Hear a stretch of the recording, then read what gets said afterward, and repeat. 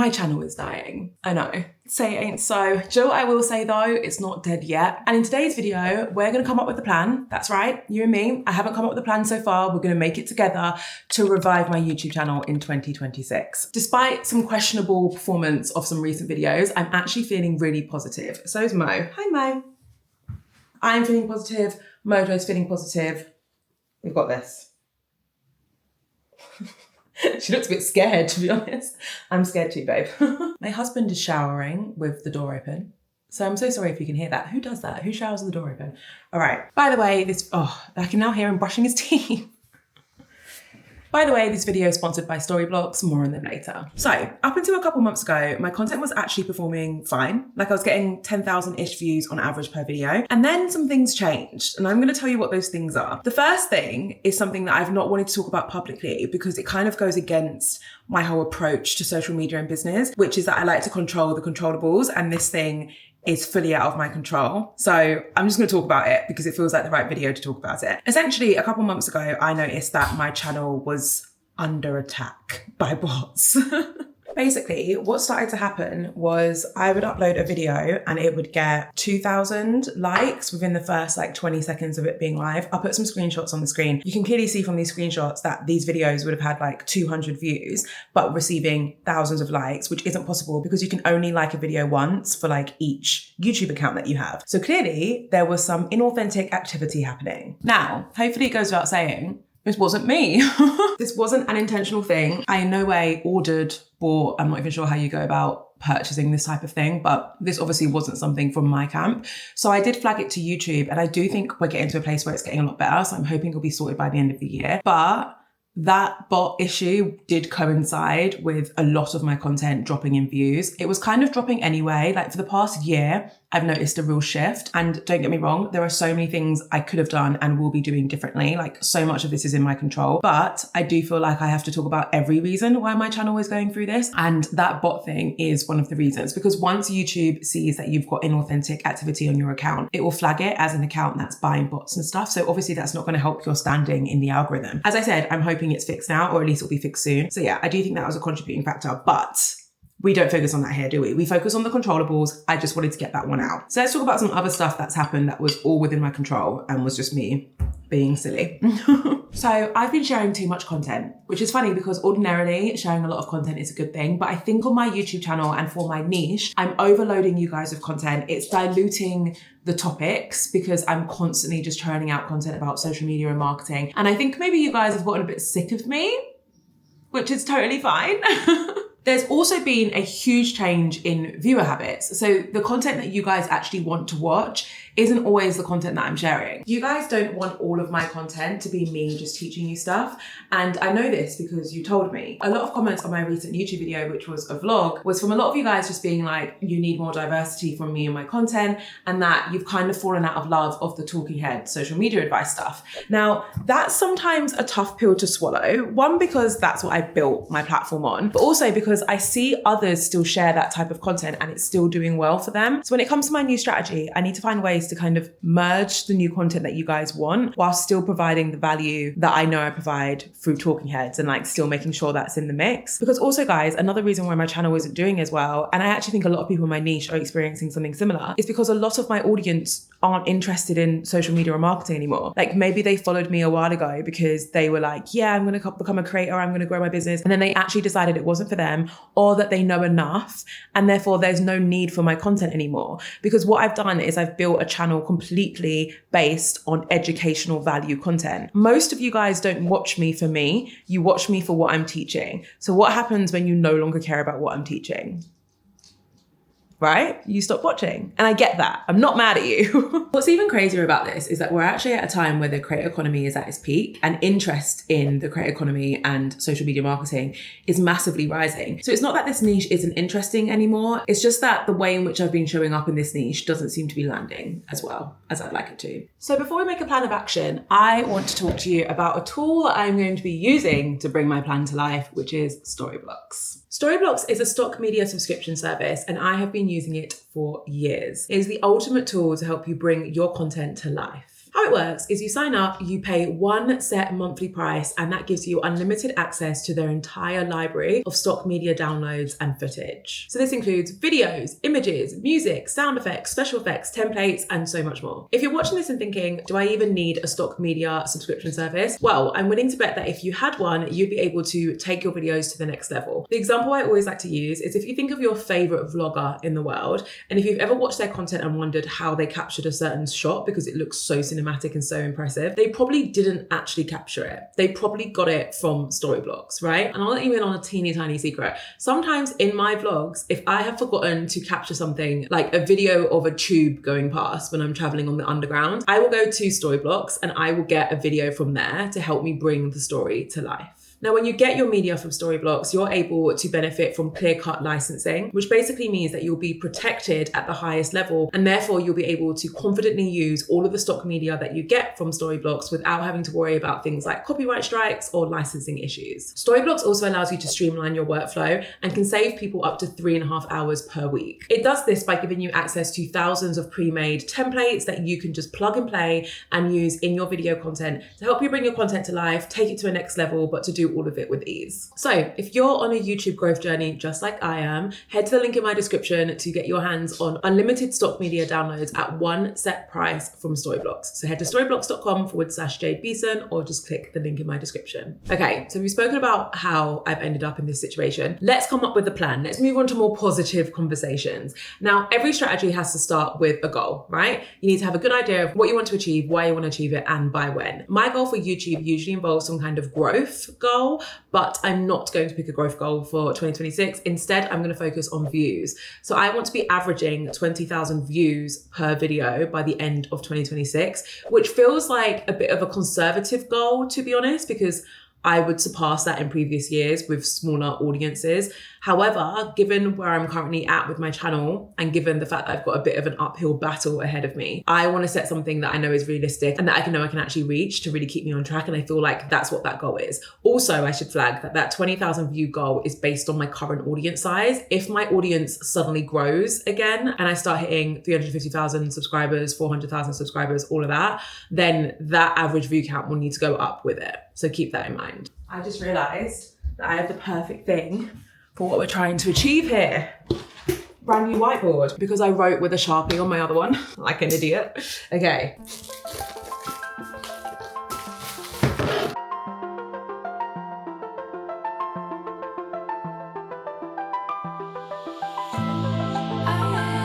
Okay, so we've got our goal, strategy, and our tactics. This is what I do for every single strategy that I'm ever creating. I always have these three things. They should really feed into each other. So the goal that we agreed on was 20,000 average views by the end of 2026. I'm finding writing on camera very nerve-wracking right now, and I'm not quite sure why. Now, there are two core things I'm going to review in order to create my strategy. The first is going to be everything that I think I've done wrong previously, which is what I mentioned at the start of the video. But then the second is, of course, going to be my data and analytics. So let's open up my YouTube studio and head to my analytics. I know this is probably painting a picture that everything's all fine and dandy because you're seeing a lot of up marks at the moment, but keep in mind that this is saying my channel is doing well right now compared to how it performed last month, but it hasn't been performing well for a few months. So if we change this to 365 days, you're going to see a very different story. You can see that whilst my views are pretty average, everything else has gone down. So my watch time is 18% less and my subscriber growth is 36% less. Like those are some hefty numbers. Now my channel is still earning a decent amount of money, which is why I said at the start of the video, it's not actually dead yet. It's just on its way to dying. And this is like the most important time of your channel. When you catch that actually this is more than just a bit of a fluctuation in views and there's actually a problem, that is when you need to act, right? That's when you need to make changes. If we head into advanced mode, I'm able to see the top performing content from the last year.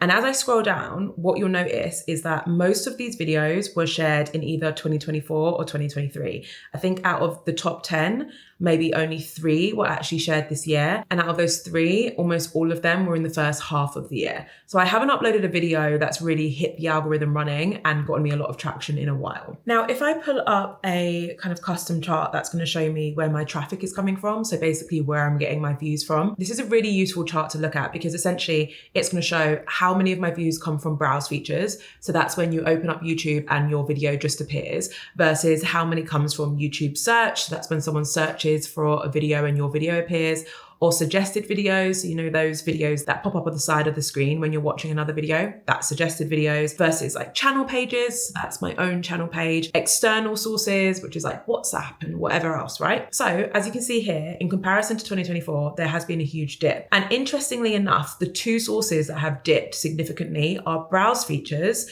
Last year, 1.5 million views came from browse features, whereas this year, 700,000 came from browse. And search, last year, 776,000 came from search, whereas this year, 645,000 came from search. The others have dipped as well, but as you can see from here, the blue line and the green line are browse features and search. Those two features are the ones that I get the most traffic from. Like that's where a majority of my views come from, right? So if those two are dipping, then obviously it means my channel's not going to perform as well. So now the next question is, why are they dipping? When it comes to your browse features, that is mostly down to the algorithm and how much the algorithm is loving you. If YouTube's algorithm is loving you, it's going to put your video on everyone's browse page. If it isn't, then it's not. And the main reason why the algorithm would not be loving your content is because viewers are not satisfied by it. I have a whole video where I interview the vice president of engineering at YouTube, like literally the man behind the algorithm. I'll link to it up here. Well worth a listen if you want to learn more about it. But the main thing I know from that conversation is if I'm creating content that people watch majority of the way through and they interact with, that will send signals to YouTube's algorithm that people are satisfied by my content, and that will get my content pushed out to more people. So the fact that it's dipped means that there have been fewer signals of that. People aren't watching as much of my video, they're not engaging with it as much, and therefore it's not being pushed out by browse.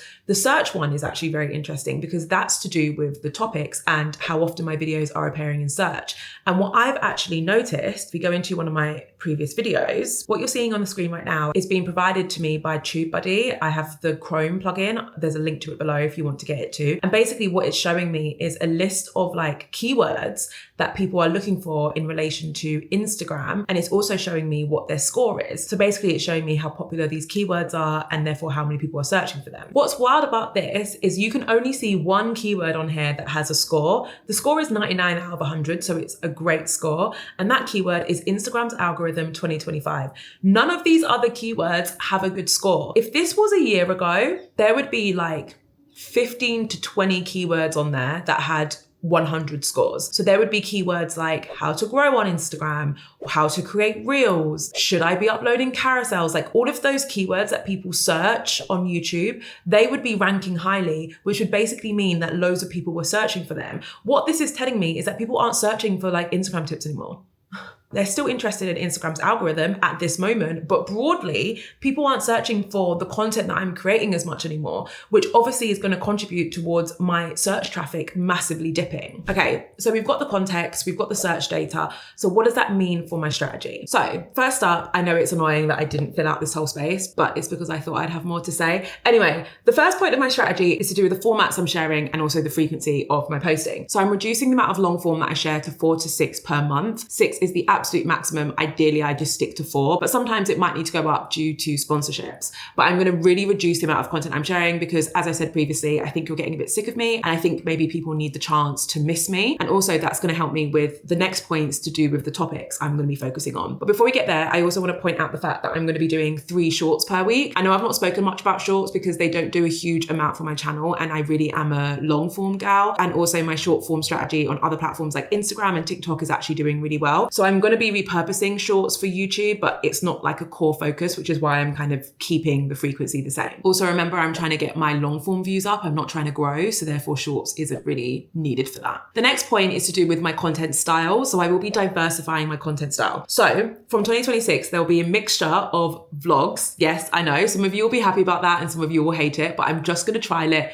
for at least 6 months. Honestly, the maximum amount of vlogs that I will do is probably 1 per month, and I will make it a really good vlog where I vlog the entire week. So yeah, I'm going to try and do 1 vlog per month and just see how that goes, because you guys loved the last one that I did. And it helps with one of the core challenges I have, which is that a lot of you guys only watch my videos based on the topic. If I manage to get a good chunk of people to like my vlogs, those videos aren't topic dependent, so they will actually get a far more consistent viewership. That's why vloggers tend to have consistent views on all of their videos, right? I'm still going to be doing sit down talking head videos, do not worry, but I'm going to be incredibly particular about the topics that I focus on. on. And then I'm also going to be doing more showing versus telling videos, kind of like this one. Like this isn't a vlog, but this is very much me coming up with my strategy with you and me showing you how I do it. So for example, I could do a whole video where I show you how I create my YouTube content start to finish, or how I create my reels. So instead of me just talking to you and talking head, I'm actually showing you. Let me know if you have any video suggestions, by the way, for these. And then the final point is to do with the talking head specifically and the topics that I'm going to be focusing on. So because I'm still going to do talking heads 2 to 3 times per month, I want to make sure that when I'm doing it, I'm talking about something that I know you guys really, really care about. So for example,